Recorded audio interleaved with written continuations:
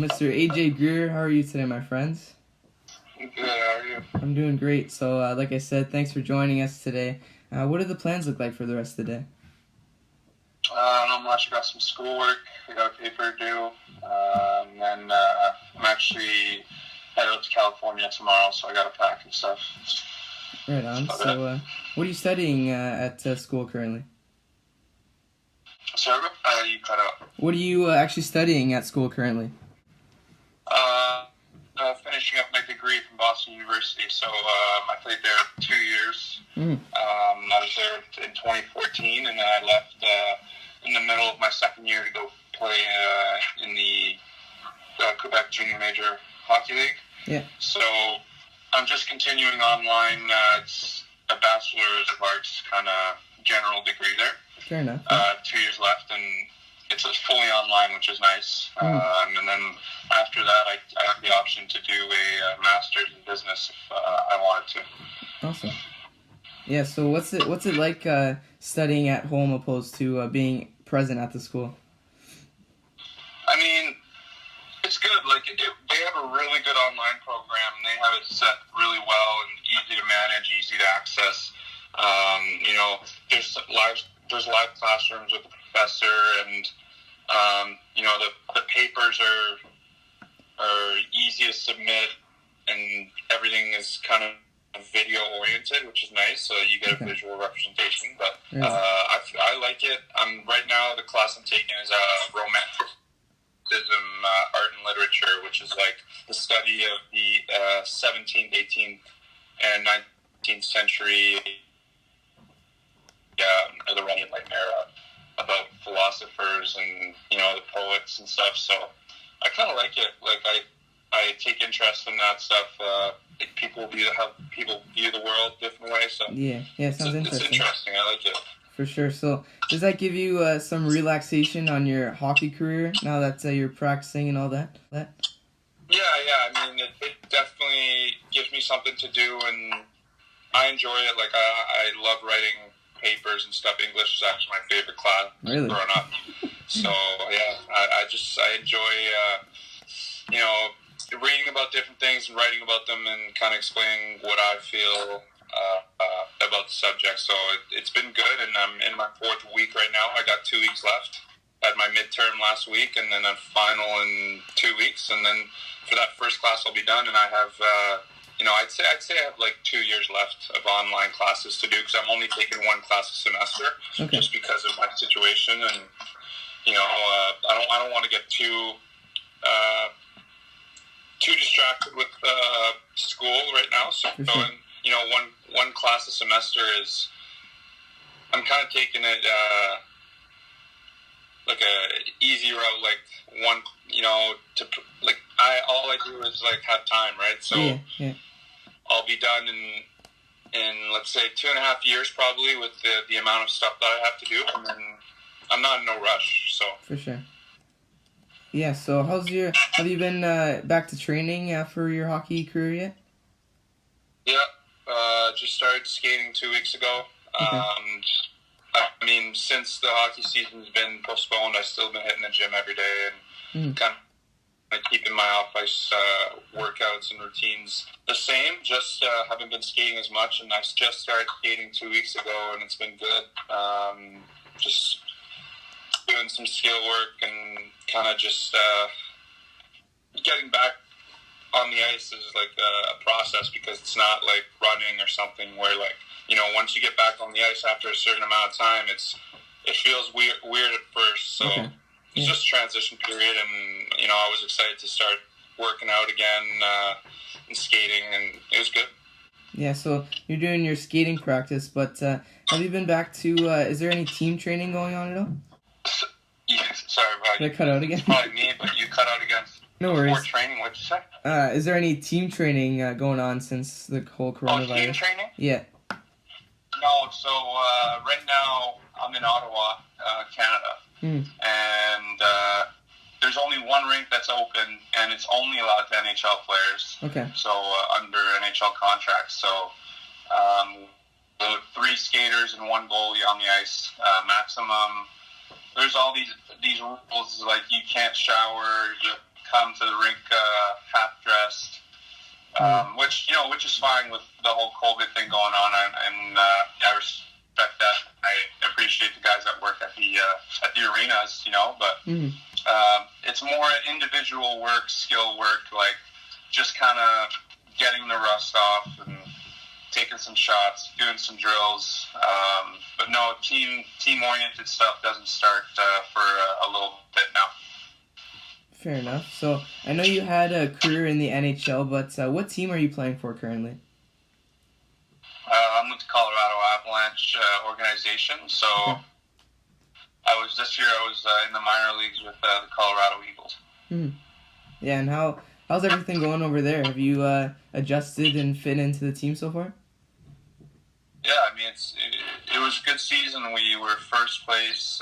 We had a great group of guys, and we honestly, if this COVID thing didn't happen, we had a shot at winning the Calder Cup. So it's disappointing, but at the same time, it's disappointing for everyone, and stuff happens in life sometimes that takes a different route for everyone. So it's okay, but we had a great team, and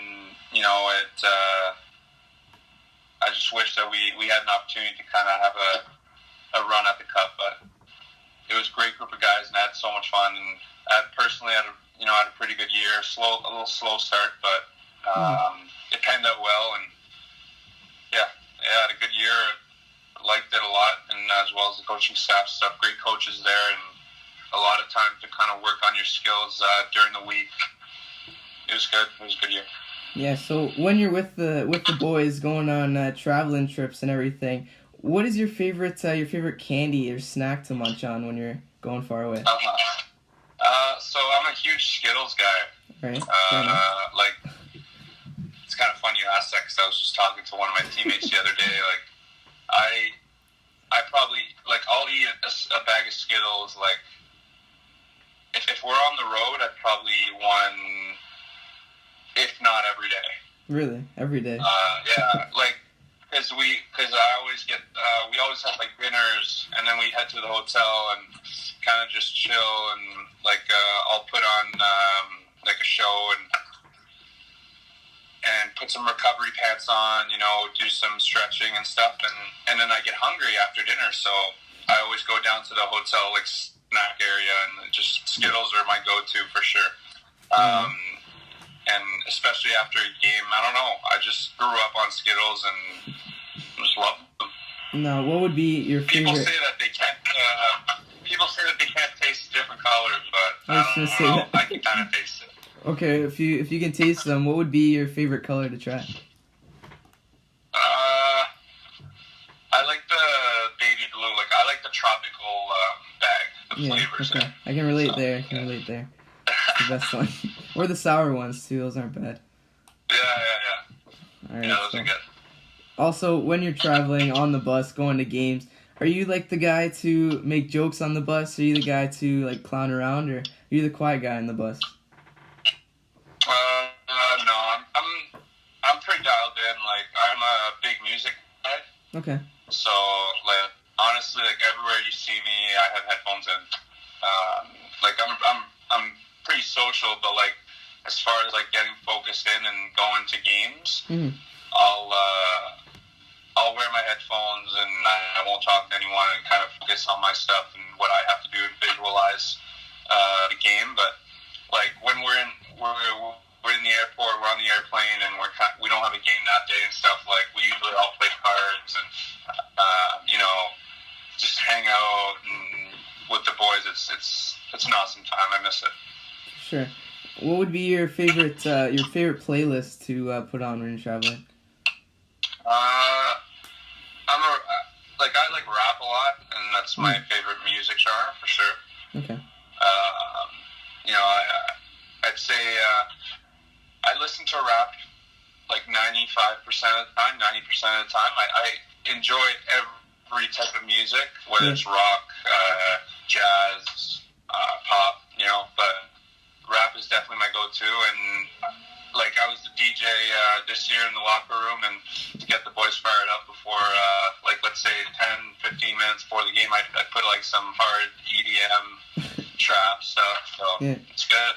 Like I try to incorporate as many types of music as I can because I know a lot of guys have different tastes. So but we had a good group of guys, and they all enjoyed the music that I played, which is nice. It's awesome. You're the DJ of the room. All right, so I don't know if you know, but last night there was some UFC fights. Is Mr. Greer an MMA fan at all?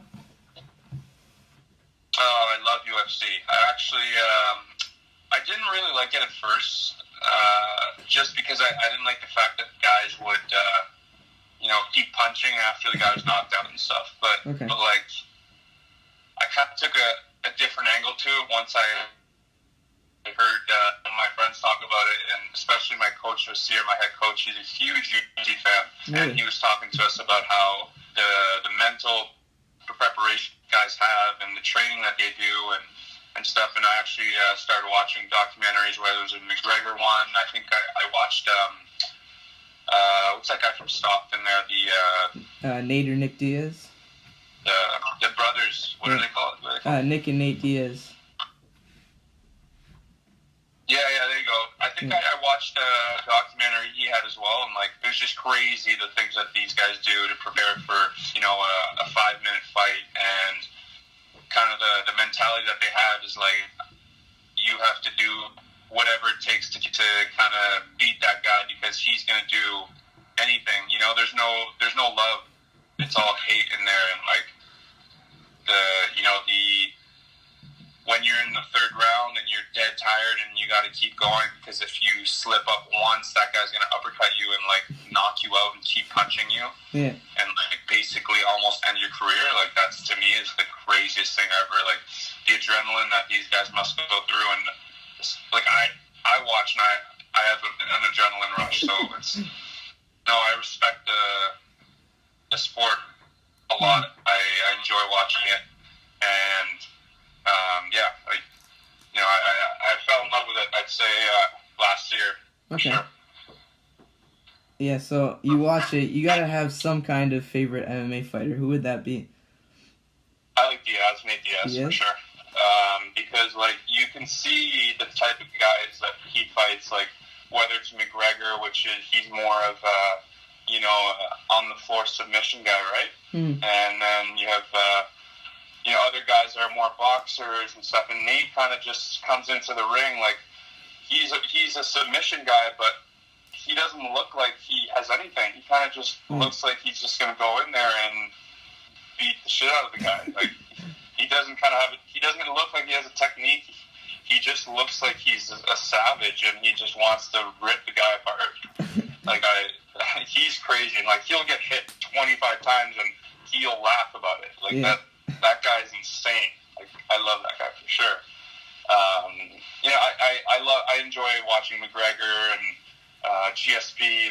Coming from Montreal is a huge influence. So I enjoy it a lot, and especially I actually like watching the preliminary fights, like the ones that are before the main card, just because like you can see these guys are starving to get up the ladder, and kind of just.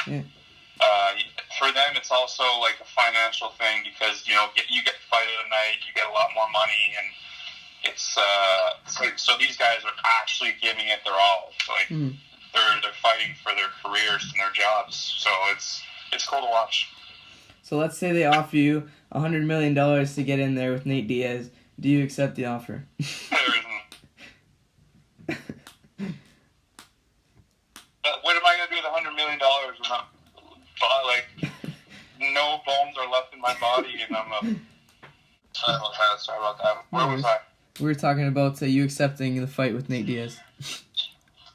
Oh yeah, no, I'm just saying like $100 million. What am I gonna do with that money when I'm brain? I have no more bones left in my body. Like I don't want that, No. Like, nah, it's a different breed of humans. Those guys are like. NHL players, NFL, NBA, MLB, those are, soccer players, we're all great athletes and stuff. But, the UFC fighters have tremendous respect. I have tremendous respect for them just because of how like crazy their situation is. You know, where they risk their lives and they make one mistake, like you don't know, like that change your whole life. And just being able to, you know, be tired and keep going and keep being in the ring and, you know, defending your honor, like that's crazy to me because, like, as far as being a hockey player, you're tired, you get off the ice and you sit on the bench and you recover, you know? There's none of that in the UFC. And I know I watched some fights where guys have been kind of, you know, dead tired and looking at the clock, waiting for it to ring, and there's still 35 seconds left, and it's like that mental grind, man. Like I've been training in situations like that, but that's another world when someone's out there in the ring in an octagon trying to kill you, basically. Pretty much, yeah. So, obviously, I guess we're gonna stick to hockey for now. But when you're playing hockey, is there any like traditions, or I know you said you love your Skittles, but other than Skittles, what's the tradition in Mr. AJ's hockey career? I mean, there's a bunch. Like, it's more like routine you do on your game day, what you do before you warm up. You know, during your warm ups, guys have certain things that they do every game to kind of keep them locked in. So listen to different types of music or region-wide for a game. But I can't think of kind of a tradition right now off the top of my head, to be honest. Okay. We were yeah, I can't really think of a tradition off the top of my head. Like I said, the suits is kind of we're kind of the only sport that does it still. So it's all right. I mean, whatever. Like, I think it's outdated. But yeah, I mean, hockey is just a great sport because like you're in a team with a bunch of, you know, guys who most of them didn't know before the year started, and then you become brothers and you spend 8 months constantly every day together. So it's great. I'm fortunate to play a sport for a living. So. All right, last one I got for you. Let's say we're on the ice, me versus you in a 1v1. Who wins? On the ice with you? Oh, yeah. Yeah. You're from Canada, so you must know how to skate. Oh, yeah. Well, we'll say that. That's the beginning, but all right. I'd probably just trip you to start out the game and take the puck and just chill. Until you see my stick handling skills, might be scary. All right. So, like I said, all I got for you, but before I let you go, I want to give you the opportunity to thank anyone you feel is necessary. The floor is all yours. Yeah, well, I want to thank you for having me. Really appreciate it. As far as thanks to everyone, I mean, thanks to my coaches and, you know, my girl and my friends and my family supporting me. You know, I wouldn't be here without them, so I'm fortunate to, like I said, I'm fortunate to play the sport that I love for a living, and hopefully it comes back soon. And until then, you know, I'll be training and preparing for next season. For sure. So it was a fun time having you on. So until then, stay safe, and we'll be talking soon. All right, man. Stay safe. Thank you. Take care. All right. So how's it going today, Mr. Darrick Minner? How's it going, man? Like I said, just trying to finish up everything that I got going on, you know, around the house before I take off. So. For sure. So when's the flight for you? When's the book to leave? I leave on Tuesday. The fight is on Saturday. Okay, awesome. And you got any plans once you get up there? You gonna go there to train and all that? Well, basically what happens is, you know, during fight week, it's just basically, you know, weight cut and last bit of cardio, you know, getting that weight off, staying sharp and going from there. So. Yeah. So what's the weight looking like right now? It's good. I mean, I think I'm like, you know, anywhere from, it just depends on the time of day, you know, waking up probably 15 out, you know, which is pretty good for me. And yeah, it just depends on the water intake throughout the day, but don't really think about it too much until Tuesday, Wednesday, and just everything it'll fall off. So. Of course. So leading up to this fight with Mr. Jordan Griffin, how has your training changed with all this COVID-19 and the blocks off of training, I guess you could say? Honestly, like it changed a little bit just because like I had to adjust, but we didn't really close down for team training. Like we still were training, but obviously I wasn't we weren't like amping it up crazy because like some of the guys would like not be there or it was kind of a little bit, but I still trained every day throughout the whole COVID stuff. I still worked out, I still did everything, and then the last 3 or 4 weeks I really amped it up just because I figured something like this was gonna come about. For sure, and it was announced a little while ago, but for you, when was the fight announced to you that you'd be going up against Griffin again? Oh, Wednesday. Okay. So what happened was I was so it came about because on Friday, not Friday, but the Friday before, so like 10 days ago, I was offered a fight with a guy, Peter Barrett, I think. He's from somewhere in the East Coast, and apparently they were looking for him a fight, and he needed a fight because he was on the Lincoln card, and they canceled it and all that stuff. And then apparently he turned the fight down or couldn't make it happen or whatever, and so we definitely said yes to that one. And then Sean was like, well, you guys still want to fight? We'll get you a fight. And then, basically went from there. And they gave me a list of potential names. And I said, we'll take all of them. And then Griffin said yes. And that's how we're here today, fighting Griffin for the second time. And, yeah, we're going to get this win back. So. Yeah, so it is your second time fighting Griffin, like you just mentioned. What did you learn from the first time around when you fought him? Man, I don't know if you watched the first fight. I did.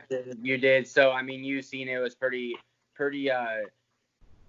similar to his last UFC win. He was getting it put on him pretty well, and I took him down every round. I controlled him the whole fight, and then I got over jealous, man. I was trying to make him kind of like a highlight on the submission. I wanted the calf slicer so bad, so I was digging for it. And, his coach, I remember hearing his coach being like, grab the arm. And I was like, whatever, go ahead, And so I didn't even think that, like, you could get that armbar there.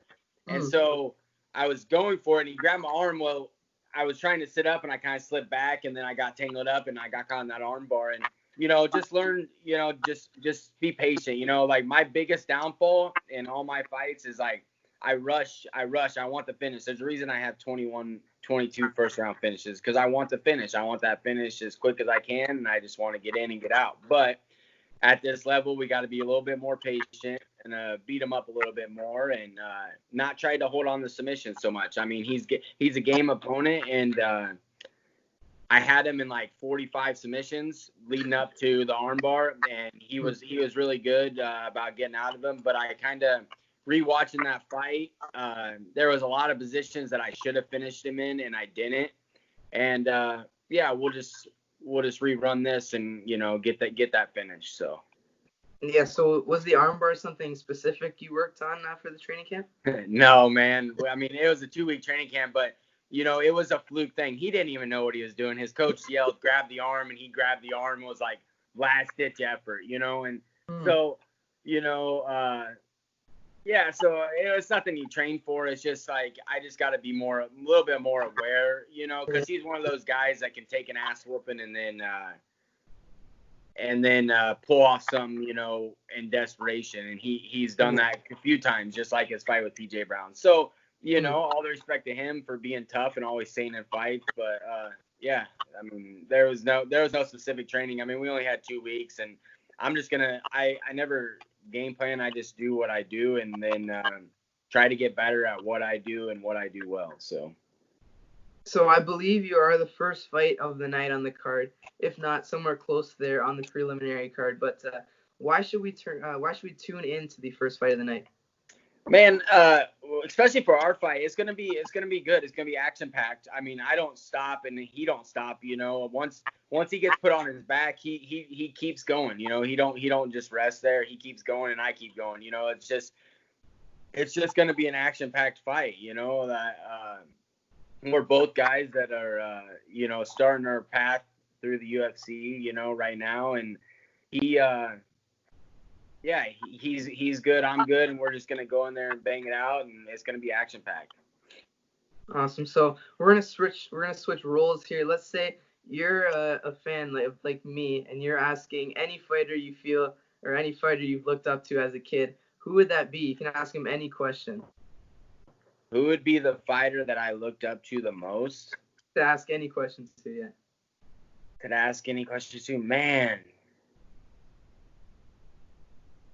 That's tough. I actually, man, I don't know. Spot, but yeah, it's kind of a different question, I'd like,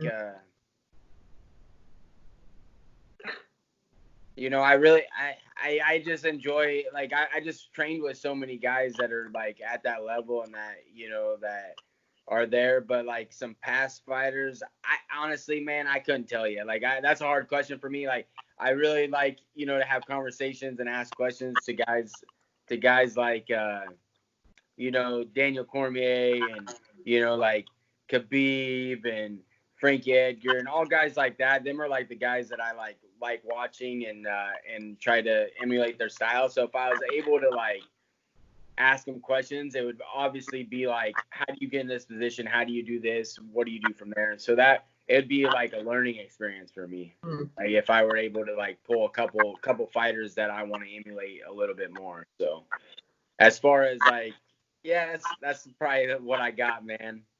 Of course, yeah. So this one's not asked very often, and you're the fighter here, so there's official pound for pound rankings. But for Mr. Darrick Minner's top 3 pound for pound fighters, who would that be?